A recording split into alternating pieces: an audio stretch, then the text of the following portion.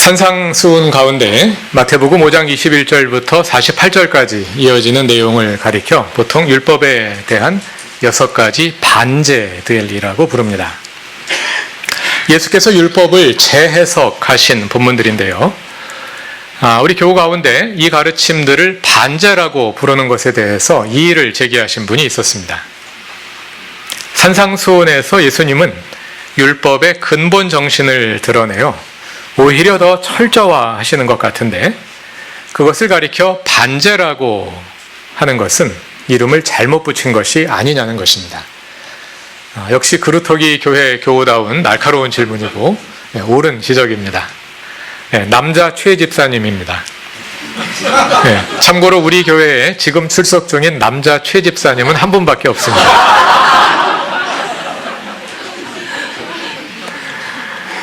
산상수훈의 6 가르침들은 한편으로 정말 율법을 철저화하는 측면이 있습니다.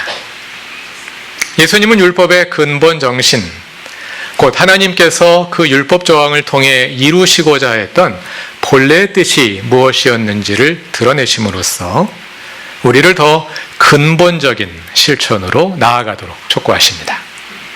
그런 점에서는 반제라는 이름이 잘 어울리지 않아 보입니다. 그러나 다른 한편 예수님은 율법의 시대적 한계 또는 구속사적 한계를 보여주신다고 할 수 있는데요.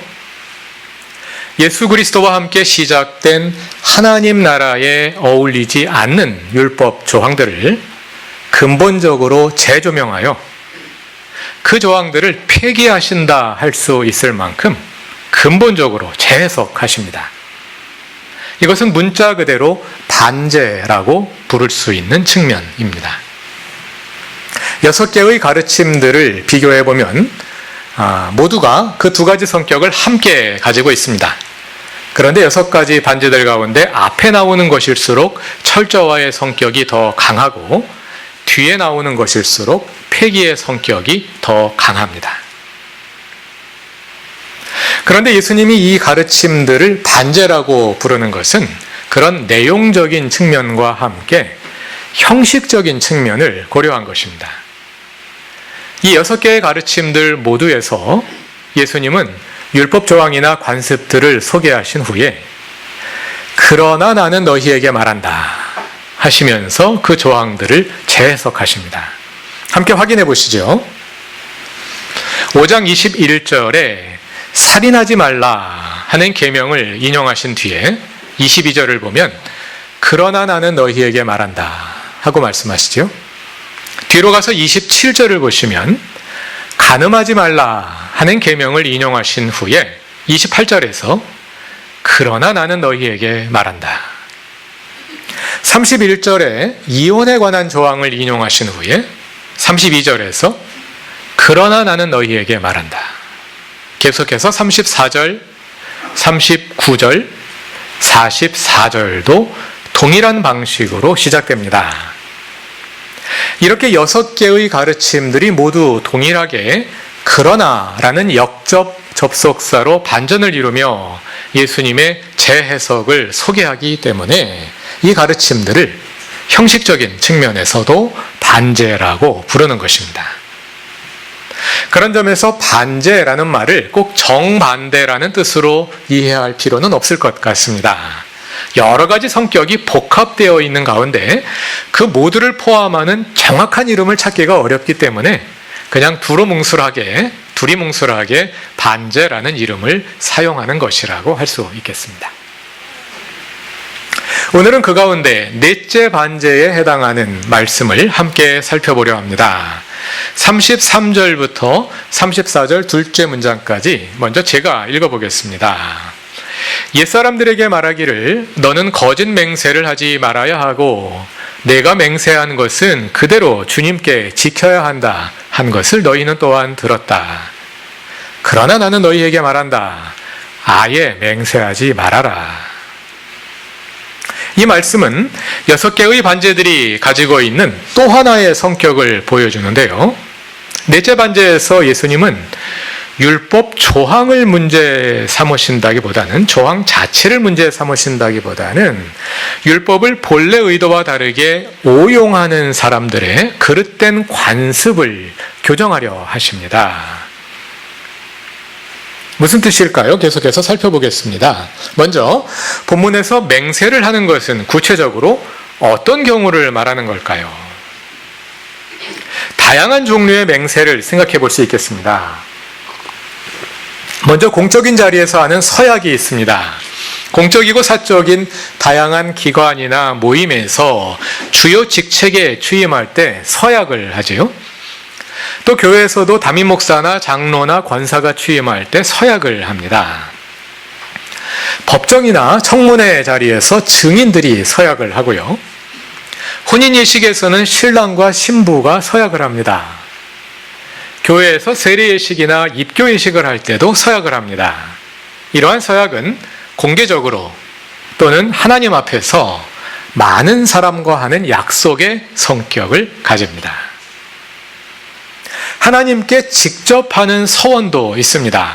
구약 성경을 보면 나실인이 되어 금욕을 실천하기에 앞서 하나님께 서원을 하고요. 하나님께 무엇을 하겠다고 또는 무엇을 드리겠다고 서원을 하는 경우도 있습니다. 사람들 사이에 사적으로 하는 맹세도 있습니다. 크게 보면 두 가지인데요. 하나는 내가 너를 위해서 무엇을 해주겠다고 약속하며 맹세를 하는 경우이고요. 반대로 자신의 결백이나 알리바이를 주장하기 위해서 맹세를 하기도 합니다. 나는 절대로 그런 일을 하지 않았다. 하나님께 맹세할 수 있다. 이런 식으로 말이죠. 참 다양한 종류의 맹세들이 있습니다. 우리말에는 서약과 서원과 맹세라는 말들이 있어서 그 단어들이 그런 경우들을 어느 정도 구별해 주긴 합니다만 헬라어나 히브리어에서는 이 단어들이 정확히 구별되어 사용되지 않습니다. 헬라어에도 맹세를 가리키는 단어들이 여러 가지가 있는데요. 동일한 단어가 이런 경우에도 쓰이고 저런 경우에도 쓰이고 또 다른 경우가 동일한 경우에도 쓰이고 또 다른 경우에도 쓰이고 이렇게 쓰이기 때문에 그 용어만 가지고 그게 정확히 어떤 맹세를 가리키는지는 알 수가 없습니다. 그래서 맹세하지 말라 할 때도 이런 다양한 경우들을 우리가 함께 생각하면서 본문을 읽을 수밖에 없습니다. 그럼 산상수훈에서 예수님이 말씀하시는 맹세란 정확히 어떤 것일까요? 본문 33절은 구약 성경의 율법 조항들을 인용하신 것입니다. 구약과 비교하여 살펴보면 본문의 내용을 파악하는 데 도움이 많이 됩니다. 그래서 오늘은 구약 본문들을 하나씩 찾아가면서 비교해서 살펴보도록 하겠습니다. 세번역 성경의 각주 미음을 한번 찾아보시죠. 종이 성경을 가지신 분들은 각주 미음을 보시면 예수께서 인용하신 말씀은 구약 성경 레위기 19장 2절, 민수기 30장 2절, 그리고 19장 12절, 민수기 30장 2절, 그리고 신명기 23장 21절에서 온 것입니다.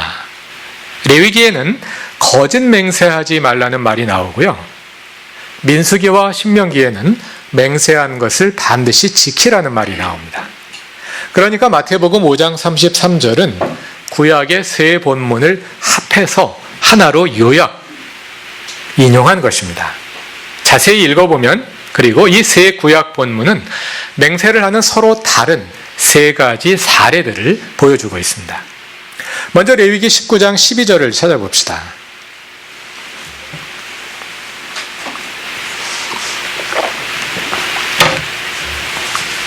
레위기 19장 12절은 거짓 맹세를 하지 말라고 말합니다. 그런데 이 맹세는 어떤 경우에 하는 맹세를 가리킬까요? 그 앞에 나오는 11절과 12절을 함께 읽어보면 그 의미가 좀 더 분명히 드러납니다. 레위기 19장 11절과 12절을 함께 읽어보겠습니다. 도둑질하지 못한다. 사기하지 못한다. 서로 이웃을 속이지 못한다. 나의 이름으로 거짓 맹세를 하여 너희 하나님의 이름을 더럽혀서는 안 된다. 나는 주다. 도둑질하고 사기를 치고 이웃을 속이는 것과 함께 거짓 맹세가 언급된 것으로 보아서 여기에서 거짓 맹세란 이웃을 속여 무엇을 갈취하기 위해 하나님의 이름을 도용하는 행위를 가리키는 것으로 보입니다. 그런 사람들을 향해 12절은 하나님의 이름으로 거짓 맹세를 하지 말라고 말합니다. 왜냐하면 그것은 하나님의 이름을 더럽히는 것이기 때문입니다.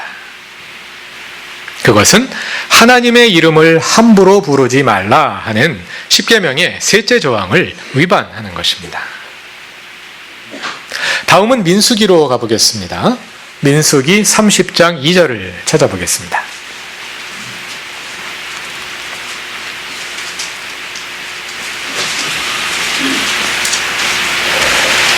민수기 30장 2절을 다 같이 읽어보겠습니다.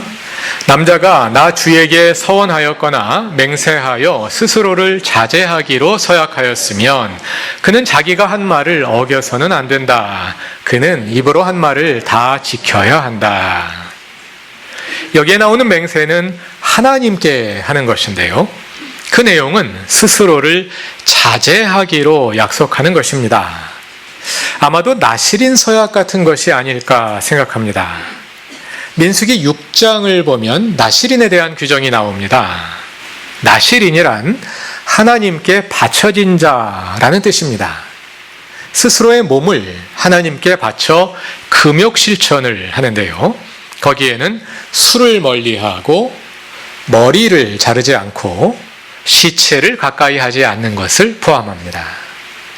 사무엘이나 삼손처럼 평생 나실인으로 산 사람도 있습니다만 대개는 일정 기간을 정하여 서약을 하고 나실인이 되었습니다.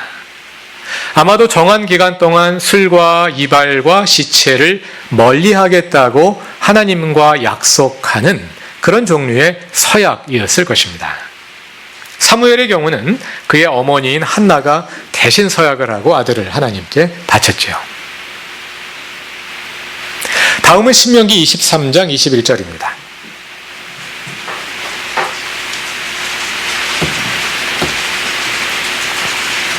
민수기 다음에 신명기가 있죠. 신명기 23장 21절을 다 같이 읽어보겠습니다. 주 당신들의 하나님께 맹세하여서 서원한 것은 미루지 말고 지켜야 합니다.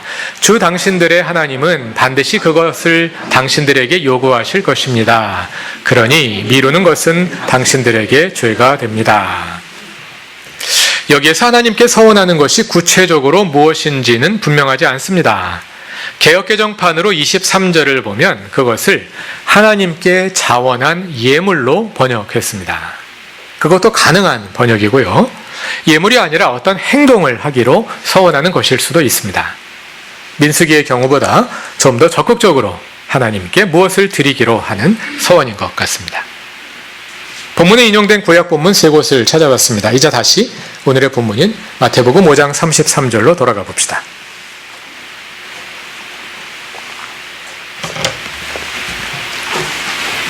(33절을) 다 같이 읽습니다. 옛사람들에게 말하기를 너는 거짓 맹세를 하지 말아야 하고 내가 맹세한 것은 그대로 주님께 지켜야 한다 하는 것을 너희는 또한 들었다. 방금 확인해 본 구약의 세 본문이 여기에 요약되어 담겨 있는 것을 볼 수 있지요. 크게 보면 그 세 본문을 두 개의 명령으로 요약해서 담았습니다. 첫째 명령은 너는 거짓 맹세를 하지 말아야 한다. 이것은 레위기 19장 12절을 인용하는 것입니다. 레위기 19장 12절을 다시 읽어보면 다음과 같습니다. 나의 이름으로 거짓 맹세를 하여 너희 하나님의 이름을 더럽혀서는 안 된다. 하나님의 이름으로 거짓 맹세를 하지 말라. 그렇게 하는 것은 하나님의 이름을 더럽히는 것이다. 첫째 명령입니다. 둘째 명령은 내가 맹세한 것은 그대로 주님께 지켜야 한다. 이것은 민수기와 신명기의 말씀을 인용한 것입니다. 그래서 이 두 명령을 특징적으로 다시 구별해 보자면 첫째 사례는 하나님의 이름으로 다른 사람들에게 맹세하는 것이고요. 둘째 사례는 하나님께 직접 약속을 하는 것입니다. 마태복음 5장 33절은 이 두 가지 사례를 언급하고 있는 것입니다. 자, 이렇게 예수님은 구약의 율법을 두 개의 명령으로 나누어서 인용하신 후에 34절에서 이렇게 말씀하십니다. 그러나 나는 너희에게 말한다. 아예 맹세하지 말아라. 아예 맹세하지 말아라. 문자 그대로 읽으면 모든 종류의 맹세를 금지하는 것처럼 들립니다. 결혼 서약도 하지 말아야 되고, 법정에서 선서도 하지 말아야 되고, 기관장에 취임할 때 서약도 하지 말아야 되는 거죠. 세례 입교식 서약도 하지 말아야 하는 것이 됩니다. 실제로 기독교 분파들 가운데 재세례파나 퀘이커들은 이 말씀을 문자적으로 해석해서 결혼 서약이나 법정에서 하는 맹세까지 거부하기도 합니다. 그러나 이어지는 구절들을 자세히 읽어보면 맹세하지 말라는 말씀이 그렇게 문자적으로 받아들일 것은 아님을 알게 됩니다. 이어지는 34절부터 37절까지를 읽어보겠는데요. 이 구절을 읽으면서 이것이 어느 사례에 해당되는지 한번 확인해 보시기 바랍니다. 하나님의 이름으로 사람들 앞에서 맹세하는 경우인지 아니면 하나님께 직접 약속하는 경우에 해당하는지. 자, 34절부터 37절까지 다 같이 읽어보겠습니다. 그러나 나는 너희에게 말한다. 아예 맹세하지 말아라. 하늘을 두고도 맹세하지 말아라. 그것은 하나님의 보좌이기 때문이다. 땅을 두고도 맹세하지 말아라. 그것은 하나님께서 발을 놓으시는 발판이기 때문이다. 예루살렘을 두고도 맹세하지 말아라. 그것은 크신 임금님의 도성이기 때문이다. 내 머리를 두고도 맹세하지 말아라. 너는 머리카락 하나라도 희게 하거나 검게 할 수 없기 때문이다. 너희는 예 할 때는 예라는 말만 하고 아니요 할 때는 아니요라는 말만 하여라. 이보다 지나치는 것은 악에서 나오는 것이다. 어느 사례에 해당하나요? 첫 번째 사례이죠. 하나님의 이름으로 다른 사람들에게 맹세하는 것을 변형한 그런 사례들을 예수님께서 언급하고 계십니다. 그러니까 예수께서 34절에서 너희는 아예 맹세하지 말아라 하실 때에 그 말씀에도 맥락이 있음을 알 수 있게 됩니다. 예수님은 사람들이 하나님의 이름으로 다른 사람들에게 거짓 맹세를 하는 경우를 염두에 두고 이 말씀을 하신 것입니다. 사람들은 왜 맹세를 할까요? 하나님의 이름을 빌어서 자신의 신뢰도를 높이려 하는 것이겠지요. 말하자면 다른 사람들이 나를 믿어주지 않을 때 하나님의 추천서를 받아서 나를 믿게 만들고자 하는 것이 맹세입니다. 하나님의 추천서라면 누가 써야 하나요? 하나님이 쓰셔야겠죠? 그런데 그 추천서를 내가 쓰는 것이 맹세입니다. 추천서. 위의 사람은 진실한 사람이므로 이 사람의 말은 믿어도 되고 무슨 일이든 이 사람에게 믿고 맡겨도 됨을 보증합니다. 2019년 12월 15일 하나님. 우리 거기 내 손으로 하나님 이렇게 쓰는 것이 맹세입니다. 그러면 결과가 어떻게 될까요? 맹세 잘하는 사람 치고 약속 잘 지키는 사람이 없는 것 같습니다. 미국 사람들이 대화 중 trust me 이런 말 잘하는 사람들이 있던데요. 그 말 자주 하는 사람 치고 믿을 수 있는 사람 별로 없었던 것 같습니다. 그런데 그렇게 하나님의 이름으로 맹세를 해놓고 그 약속을 지키지 않으면 그렇게 이름을 도용당하신 하나님은 어떻게 되시겠습니까? 하나님의 이름을 웃음거리로 만드는 것이죠. 그래서 맹세하지 말라는 것입니다. 그런데 그럼에도 불구하고 사람들은 어떻게든 맹세를 하려고 했던 것 같습니다. 그런데 하나님의 이름은 사용하지 못하게 합니다. 그러니까 아마도 하나님의 이름 대신에 다른 것을 사용해서 맹세를 했었나 봅니다. 어떤 사람들은 하늘을 두고 맹세하고, 어떤 사람들은 땅을 두고 맹세하고, 어떤 사람들은 예루살렘을 두고 맹세하고 심지어 어떤 사람들은 자기 머리를 두고 맹세를 했던 것 같습니다. 그래서 34절 이하에서 예수님이 말씀하시는 것이지요. 하늘은 하나님의 보좌이고 땅은 하나님의 발판이고 예루살렘은 크신 임금님이신 하나님의 도성이라고 말이죠.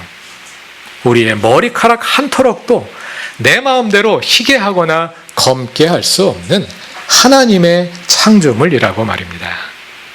그러므로 그 이름을 도용하여 나의 신뢰도를 높이려 하지 말라는 것입니다. 그럼 우리는 어떻게 해야 합니까? 예수께서 37절에서 말씀하십니다. 예라고 할 때는 예라 하고 아니요 할 때는 아니요라고 해라. 하나님의 힘을 빌어 나의 신뢰도를 높이려 하지 말고 너 자신이 진실한 사람, 믿을 만한 사람이 되라는 것입니다. 하나님의 이름 뒤에 숨으려 하지 말고 사람들이 너 자신을 보고 평가하게 하라. 맹세가 필요 없는 사람, 추천서가 필요 없는 사람이 되라는 것입니다. 그것이 예 할 때는 예만 하고 아니요 할 때는 아니요만 하는 것입니다. 하나님의 이름을 도용하지 말고 나 자신의 존재로 대답하는 것입니다. 나 자신의 존재로 대답한다. 멋지긴 한데 너무 인위적인 것이 아닐까요? 그렇지 않습니다. 하나님의 이름 뒤에 숨지 않고 나 자신의 존재로 대답한다는 것은 하나님 없이 사는 것을 뜻하지 않습니다. 그것은 하나님의 이름이 말에 있지 않고 그 존재에 있는 사람이 되는 것입니다. 한국에 입으로 하나님의 이름을 말하는 사람은 많습니다. 그러나 입에는 하나님의 이름이 있으나 그 존재에는, 그 삶에는 하나님의 이름이 없습니다. 그것은 하나님의 이름으로 거짓 맹세를 하는 것이나 다름없습니다. 유대인들이 거짓 맹세를 하여 하나님의 이름을 더럽혔듯이 그리스도인들이 하나님의 이름을 입술에만 담았기 때문에 교회가 세상의 비난거리가 되었습니다. 하나님의 이름이 입술에만 있지 않고 존재에 있는 사람, 우리의 마음에, 우리의 손과 발에, 그리고 우리가 지나간 걸음걸음에 예수의 흔적이 남아있는 사람, 그런 사람들이 됩시다. 하나님이 그런 사람을 찾으십니다. 그것은 또한 이 시대가 요구하는 것이기도 합니다. 능력 있는 사람들 참 많습니다. 잘난 사람들 참 많습니다. 말을 잘하는 사람도 참 많습니다. 그러나 믿을 만한 사람은 찾기가 어렵습니다. 그러한 시대에 우리가 살고 있습니다. 그러한 시대에 그리스도인들이 진실함으로 그 대안이 될 수 있기를 바랍니다. 믿을 수 있는 사람, 맹세가 필요하지 않은 사람이 됩시다. 그러한 사람을 하나님께서 사용하셔서 이 시대를 변화시키실 것입니다. 다 같이 기도드리겠습니다. 하나님, 우리 안에 오셔서 온전히 우리의 주님이 되시옵소서. 그래서 우리의 입술이 아니라 우리의 삶에서 주님이 발견되게 하소서. 우리가 지나간 자리에서 그리스도의 향기가 느껴지며 우리의 일거수일투족에서 주님의 십자가가 느껴지는 그러한 사람이 되게 하소서. 우리의 힘으로 할 수 없습니다. 그래서 우리의 존재를 온전히 주님께 내어드립니다. 우리의 주님이 되셔서 우리의 존재에 주님의 이름을 새기소서. 우리 안에 주님의 형상을 만드소서. 예수님의 이름으로 기도드립니다.